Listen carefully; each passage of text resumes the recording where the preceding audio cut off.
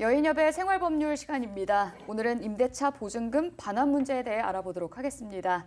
네, 변호사님, 이 세입자가 기간이 끝났음에도 보증금을 반환받지 못하는 경우가 빈번하게 발생을 하고 있는데요. 특히 원룸 세입자들이 그런 경우가 많다고 들었는데 어떻습니까? 예, 그렇습니다. 이제 아파트와 이제 빌라와 같이 개별적으로 소유권이 이제 등기가 되어 있는 경우와는 달리 원룸과 같은 이제 다가구 주택이라고 합니다. 이런 다가구 주택에서는 이런 문제가 많이 발생을 하고 있습니다. 네, 제 주변에서도 이런 얘기가 심심찮게 들리고 있는데요.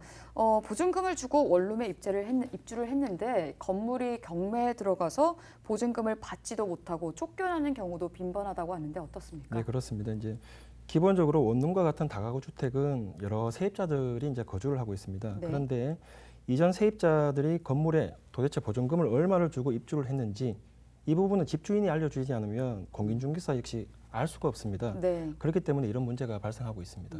네, 실제로 이와 같이 건물이 경매에 들어가는 등의 문제로 보증금 반환에 문제가 생기는 경우에는 어떻게 해결하면 좋을까요? 이제 대부분 세입자는 이제 공인중개사의 중개를 받아 임대차 계약을 하는 것이 이제 현실입니다. 네. 그리고 계약을 할 때 보시면 공인중개사는 공제보험 등이 필수적으로 이제 가입이 되어 있는데요. 네. 이런 상황이 발생을 하면 집주인, 공인중개사 그리고 이제 공제보험회사를 상대로 민사소송을 하게 됩니다. 네. 그리고 이제 경매가 끝나면 네. 세입자가 받지 못한 보증금 중에 일정액에 대해서 네. 손해배상을 하라 이렇게 판단이 내려지고 있습니다. 네, 일정액에 대해서 손해배상 판결이 내려진다고 하셨는데 이렇게 되면 세입자 입장에서는 매우 억울할 것 같습니다.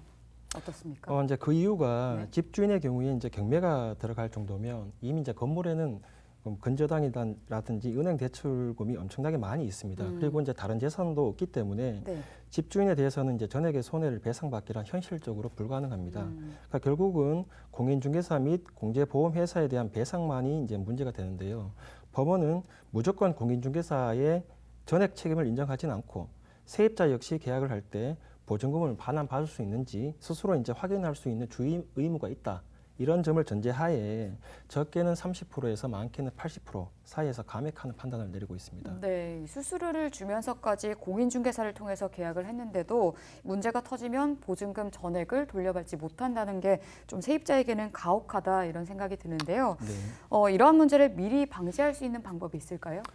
이제 대부분 다가구 주택은 이미 이제 입주해 있는 우선순위 세입자가 네. 이제 도대체 몇 명인지 보증금을 알 수 없기 때문에 네. 발생되는 문제입니다. 네. 공인중개사라는 이유만으로 파악할 수 있는 방법이 지금 현재는 없습니다. 그렇기 때문에 아무리 적은 금액의 계약이라고 하더라도 세입자와 공인중개사가 반드시 집주인에게 이 건물에 대해서 전입세대 열람표라는 것이 있습니다. 네. 전입세대 열람표를 달라고 반드시 요구를 하셔야 합니다.